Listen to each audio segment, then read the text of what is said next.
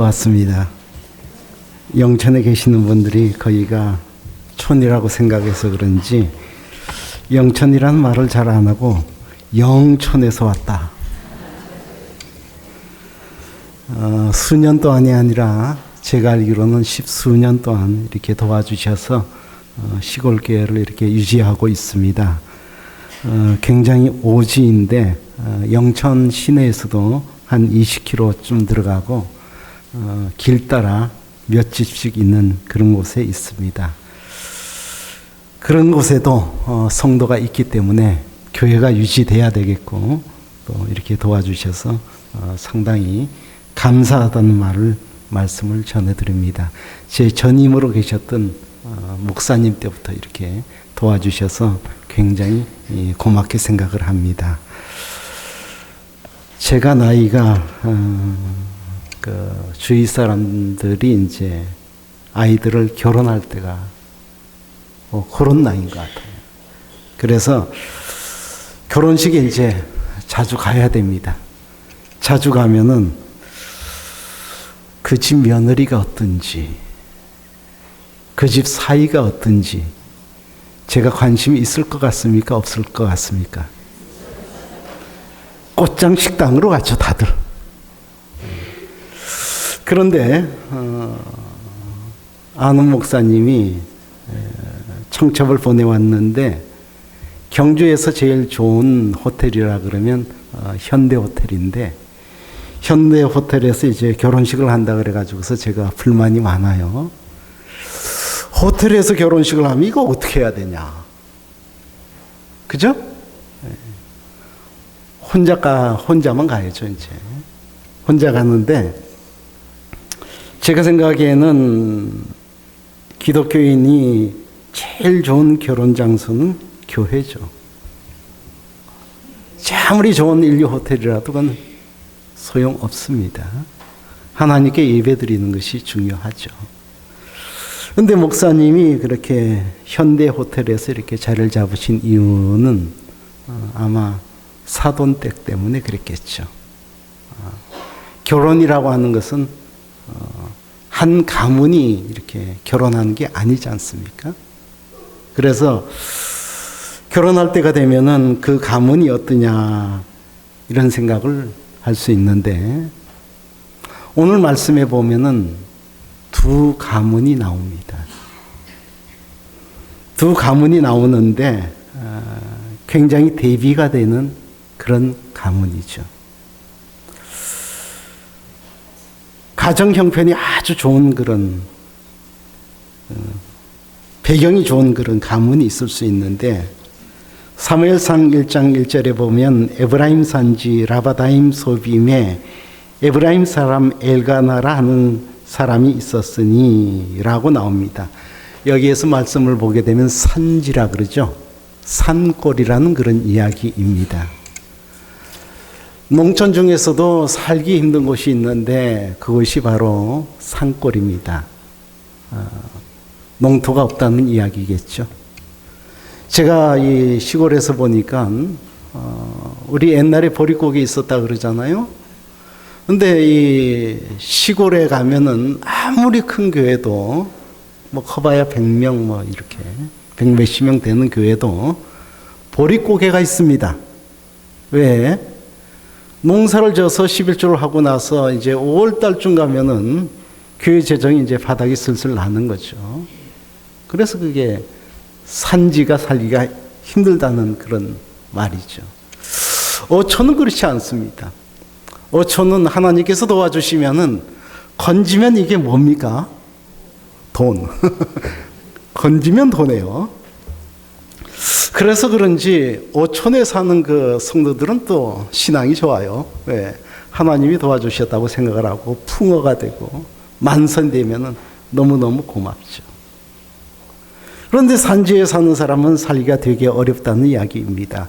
요즘은 아무리 산골이라도 차가 있으니까 요즘 차로 휙 나가면 30분 안에 이제 시 안으로 들어가고 대도시까지는 늦어도 1시간 정도는 충분히 저도 영천에서 차 몰고 그냥 휙 가면은 한 50분이면 대구 중심부에 딱 들어질 수 있는 거죠. 그렇지만 옛날은 그렇지 않아요. 옛날은 산골에 산다는 것은 먹을 것이 상당히 없습니다. 살기가 어렵다는 것입니다. 사무엘상 1장 2절에 보게 되면 그에게 두 아내가 있었으니 한 사람의 아내는 한나요. 한 사람의 이름은 브닌나라. 브닌나에게는 자식이 있고 한나에게는 자식이 없었더라.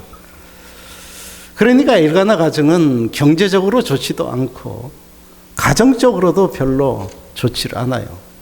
넘버 1이 있고 넘버 2가 있는데 넘버 1에게 자식이 없으면 넘버 2를 이제 드리는 게 옛날 풍습이지 않습니까? 제가 아는 목사님이 저보다 연배가 좀 있으신 목사님인데 이분이 이런 말을 해요. 자기 엄마가 둘이래요. 자기 아버지가 상당히 대전에서 거부였답니다. 근데 위로 줄줄이 이제 누나들이 있으니까 할 수 없이 이제 자기를 낳아준 엄마를 이렇게 들여놨다는 거예요. 그리고 첫째 엄마는 가출을 했는데 아버지하고 새로 들인 엄마가 이래서는 안 되겠다 해서 이렇게 큰 어머니, 자기를 길러준 어머니를 이렇게 모셔다가 왔는데 이분이 재미있는 게 중학교 될 때까지 자기를 낳아준 엄마가 누군지를 모르겠대요. 그래서 누나한테 누나야 나 낳아준 엄마가 누구냐 그랬더니 등신 이 자식 하면서 누나 한 5명한테 직살나게 혼났대요. 그러니까 넘버 1과 넘버 2가 있으면은 속 시끄럽죠, 사실은. 아무리 사이가 좋다 하더라도. 그런데 한나를 이제 브닌나가 괴롭혔다는 거죠. 사람이 나를 괴롭힐 적에 어떻게 해야 되겠냐? 사람이 나를 괴롭히고 환경이 나를 괴롭히고 여러 가지 사정이 나를 어렵게 하면은 내가 어떻게 해야 되겠냐? 기독교인은 단 한 가지 방법밖에 없다 그러죠. 하나님께 기도해서 해결하라.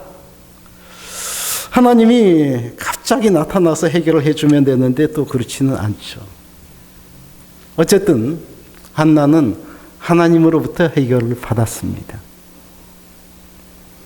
그런가 하면 또 이제 거기에 대비가 되는 명문 가문이 하나 있어요. 엘리 가문이죠. 상당히 고위직이라 할 수 있는 그 제사장 가문입니다. 요즘 수저 계급론을 말하고 있는데 금수저 집안이겠죠. 그리고 또 그 하나밖에 없는 회막에서 이렇게 제사를 주관하는 제사장이니까 고위직입니다. 누가 보더라도 하나님께 은혜 받은 집은 엘리의 가정 같아요. 사회적인 지위도 있고 하나님께 사랑받기도 하고 겉으로 보기에는 그런데 실제적으로 들어가서는 그렇지 않았다는 거죠. 하나님께서는 엘리의 가문을 사랑했을까? 엘가나의 가문을 사랑했을까? 사무엘상 2장 29절에 보게 되면 너희는 어찌하여 내가 내 처소에서 명령한 내 제물과 예물을 밟으며 내 아들들을 나보다 더 중히 여겨 내 백성 이스라엘이 드리는 가장 좋은 것으로 너희를 살찌게 하느냐? 그러니까 재물을 가지고 오면은 그 재물을 가지고서 이제 가족을 위해서 이렇게 살았다. 우리들에게 있어서 가족이 중요하죠. 저도 가족이 있습니다. 가족이 중요하기 때문에 하나님께서는 우리들이 가족들과 함께 행복하게 사시기를 원하십니다. 대체적으로는 그렇습니다. 그러나 어떤 경우에 있어서는 하나님께서 네가 나를 사랑하느냐, 네 가족을 사랑하느냐 물으실 수도 있습니다. 그것은 내가 말로 이거 해명을 할 일이 아닙니다. 내가 살아왔던 과정이 어떠냐, 그것이 중요하죠. 시골에서 할 일이 없다 보니까 이제 신문 하나 만들어 가고 있는데, 제가 일본에서 이제 작년에 이렇게 교토 뭐 이런 쪽에서 순교자가 있었다 해서 알아보다가 일본 순교에 대해서 이렇게 이야기를 듣고 글을 써야 되니까 자료를 많이 모으고 책을 모았는데, 일본 규슈, 북규슈 지역에서는 도요토미 히데요시 때부터 명치 유신까지 순교자가 어떤 사람은 27만이라 그러기도 하고, 어떤 사람은 20만이라 그러기도 하고, 뭐 작게 잡아보는 사람도 있는데, 여러분들은 사람이 하도 많이 죽으면 감각이 없어집니다. 지금 제가 20만 죽었다 그러는데도 아무 생각이 없어요, 지금. 20만이면 얼마나 많은 줄 알아요? 일본 사람들이 지독합니다. 20만을 죽이는데, 그리고 예수 믿지 말라 그랬는데, 예수 믿는 사람이 다 없어진 줄 알았는데 270년 이후에 예수 믿는 사람이 나왔어요. CBS 보시는 분들 있을 겁니다. 요즘 광고할 겁니다. 일본 나가사키에 일본 성지 순례 갑시다. 일본 순교 순례 갑시다. 크루즈로. 그 지금 계속 나오고 있거든요. 제가 작년부터 그것을 다 모아다가 이제 순교하는 장면을 이렇게 복기를 하고 상상도 해보고 그러는데, 제일 먼저 나가사키 역 앞에서 언덕에서 사람을 죽이는데, 26명을 죽이는데, 죽일 적에 십자가에 매달아 놓고 양쪽에서 창을 찔러서 죽이는 하리케즈형이라 그래요. 이것을 죽일 적에 차례차례 이렇게 죽여나가는데, 어떤 사람은 기도하는 사람, 어떤 사람은 찬송 부르는 사람, 어떤 사람은 설교하는 사람, 복음 전하는 사람, 어떤 사무라이는 히데요시에게 제발 좀 기독교 핍박하지 말아달라는 유언을 남기는 사람, 죽이는 순간에 막 자직질합니다. 그러다가 이렇게 양쪽에서 죽여나가잖아요. 소리가 잦아들어요. 죽으면 소리를 지를 수 없으니까. 근데 그때 나가사키에 있는 4,000명의 기독교인들이 그걸 지켜보고 있다가 한 사람이 울기 시작하고 찬송 부르기 시작했어요. 사람이 다 죽고 나니까 아주 야단이 났어요. 그리고 나서 한참 시간이 흐르고 나서 400명을 이제 참수를 시킵니다. 호코바루 처형터에서 이제 지금 기념비가 있는데,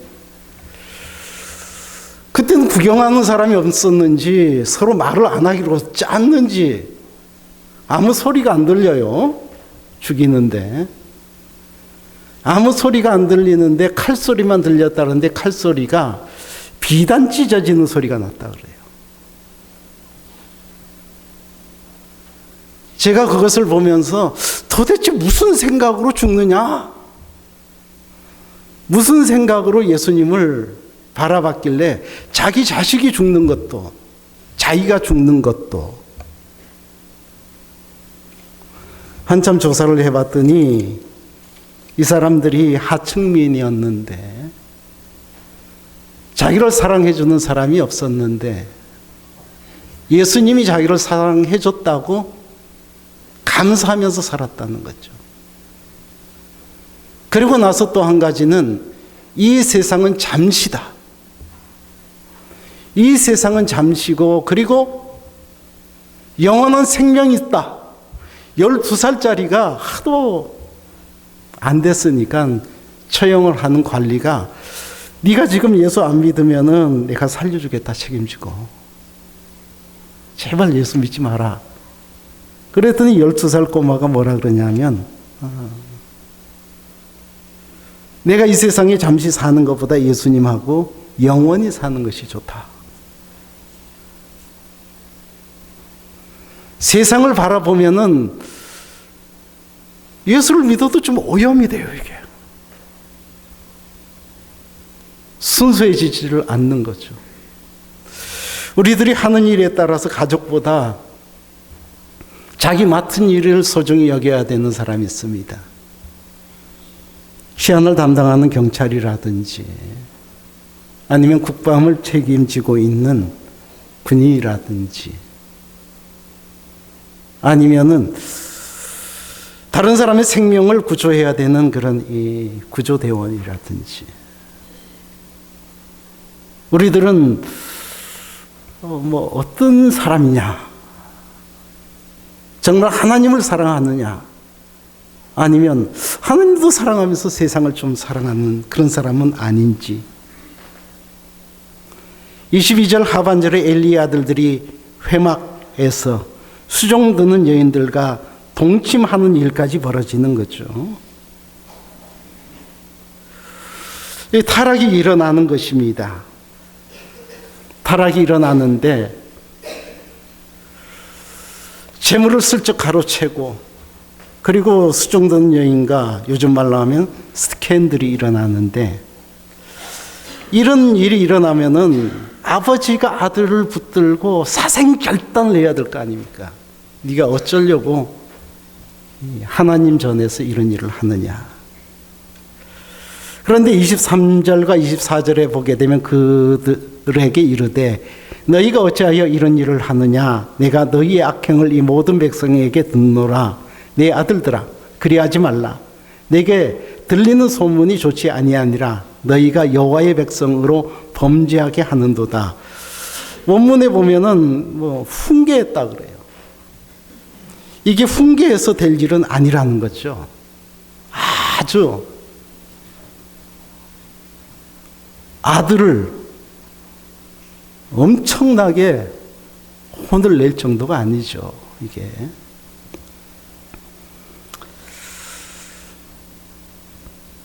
사람들이 살아가면서 나는 어떤 사람이냐.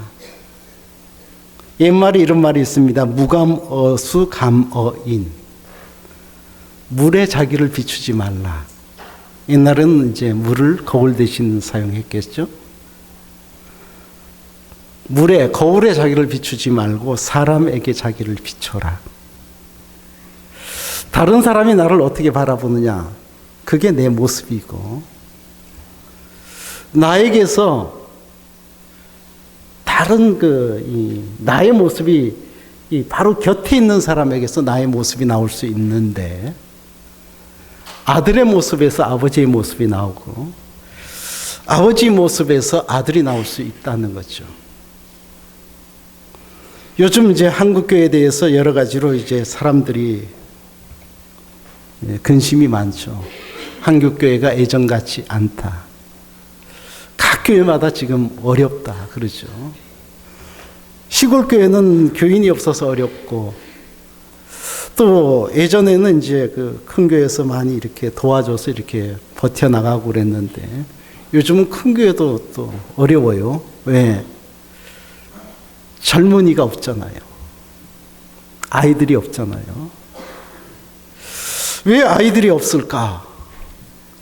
제가 신학교 갈 때쯤 이제 고등학교 가르치는 주일학교 선생 노릇을 하고 있는데, 그때 이제 장로님 부인이 저를 붙들고 그래요. 뭐라 그러느냐. 고등학교 때 공부 열심히 해야 되는데 아이들 교회에서 붙잡아 두지 말라. 그런 이야기 많이 듣고, 부목사 때까지 그 이야기 많이 들었거든요. 어머니들, 아버지들 생각에는 고등학교 때 한 1년, 2년만 공부 열심히 하면은 그 다음에 이제 대학 들어가서 당당하게, 그리고 이제 예수님 믿으면 될 거 아니냐 생각을 했는데, 원래 이 애들이 아버지보다 엄마보다 한술 더 떠요.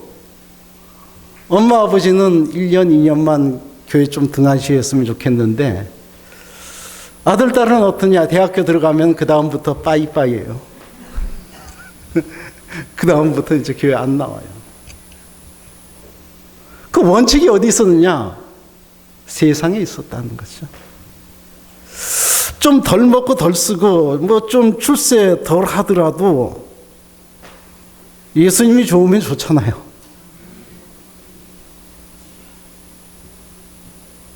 이 예수님 생각하면 눈물이 나는 이야기인데, 제가 어렵지 않은 교회에 이렇게 살아가면서 사람이 생존할 적에 10가지가 필요하다 그러면 한 가지라도 없으면은 안 되는 거 있잖아요.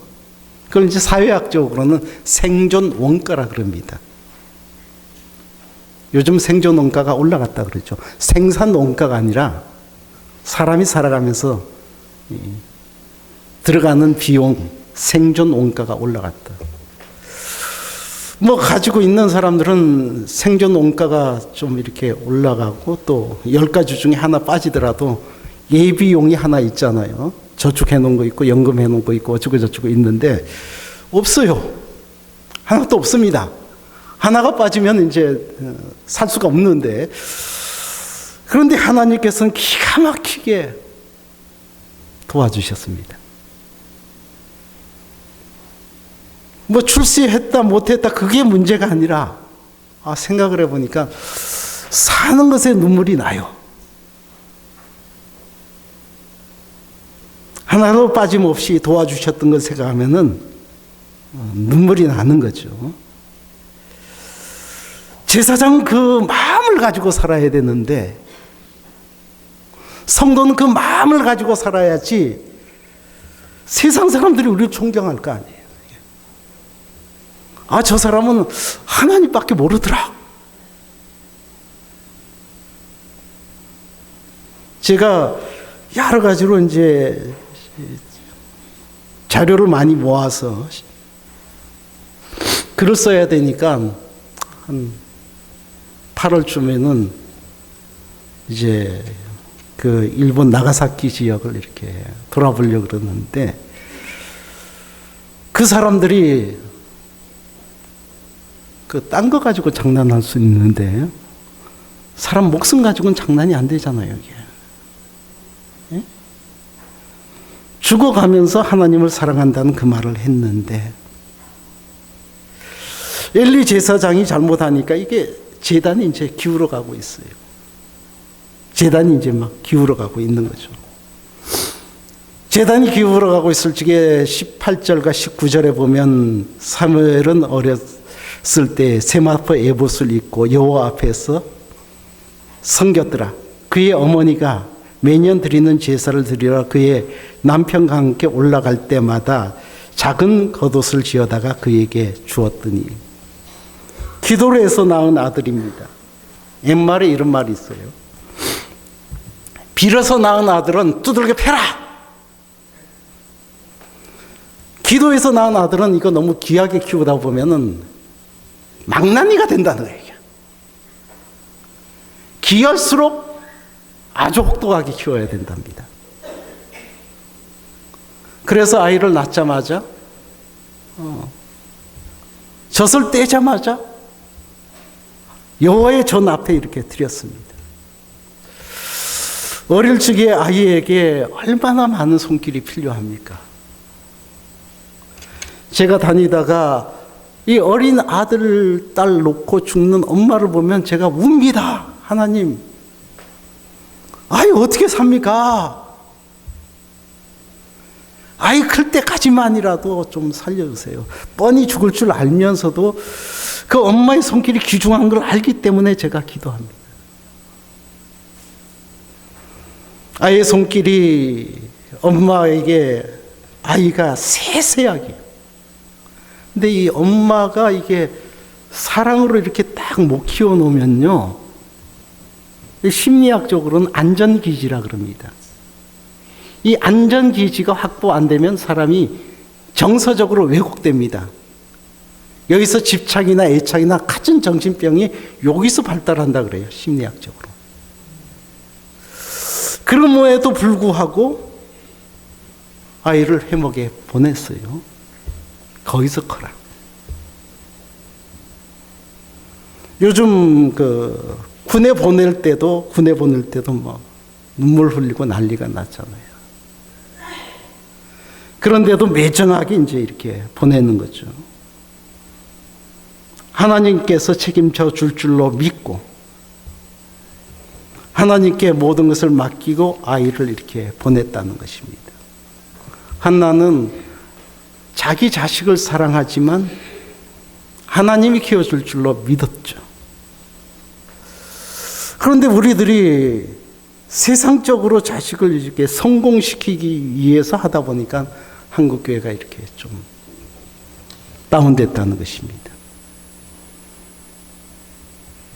엘가나의 이 가정은 이렇게 든든히 이렇게 서 가는데 나중에 이제 한나에게 사무엘의 동생도 많이 줬잖아요. 그런데 엘리 제사장은 가장 좋은 조건을 갖춤에도 불구하고 결국은 하나님의 영광이 떠납니다. 그것을 이제 그 며느리가 아이를 낳으면서 아들이 태어났다, 엘리 손자가 태어났다 그랬더니 뭐라 그럽니까? 하나님의 영광이 떠났다. 그 아이 있어봐야 소용이 없다. 그 소리죠. 사무엘 3장 1절에 보게 되면 아이 사무엘이 엘리 앞에서 여호와를 섬길 때에는 여호와의 말씀이 희귀하여 이상이 흔히 보이지 않았더라.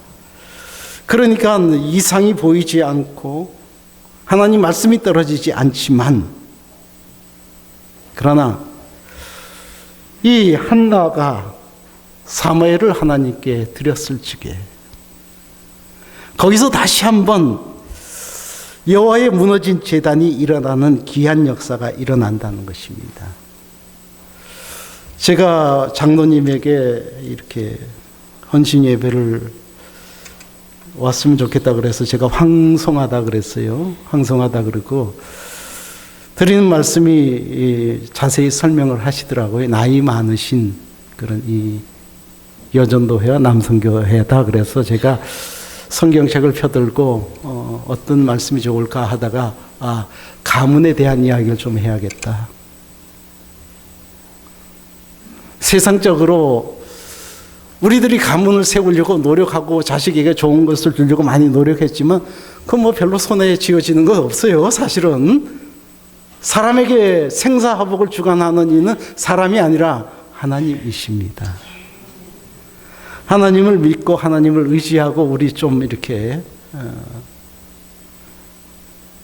요즘 세상에서는 세상을 너무 사랑하는데 하나님을 좀 사랑해서 우리 한국교회가 좀 더 힘있고 활력있고 영적으로 권능 있는 그런 힘 있는 교회가 되기를 바랍니다. 기도하겠습니다.